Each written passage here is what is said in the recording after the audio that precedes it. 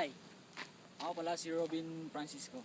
Yo, dito tayo ngayon sa Cafe Caterina. Dito nagtitinda sila ng bulalo, kapsi, kape at inihaw.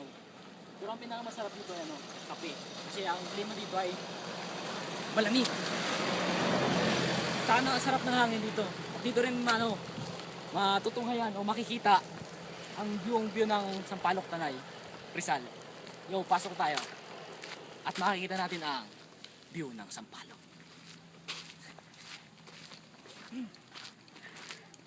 Yo, ito ngayon yung ng Cafe Caterina. Dito sila coffee shop. Yun.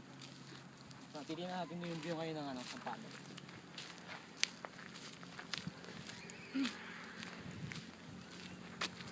Dito yung yun. Tanay Adventure. Sa yung buong Sampaloc.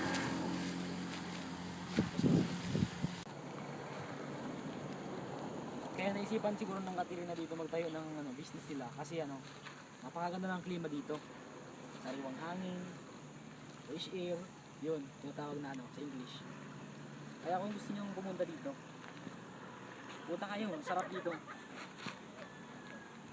Yun, kita yung kung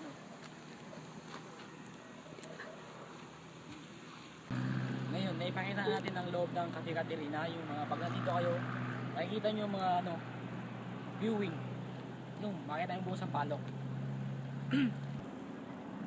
Ngayon, kung gusto niyo pumunta dito sa Cafe Caterina, just log on www.cafecaterina.puyas.co.ph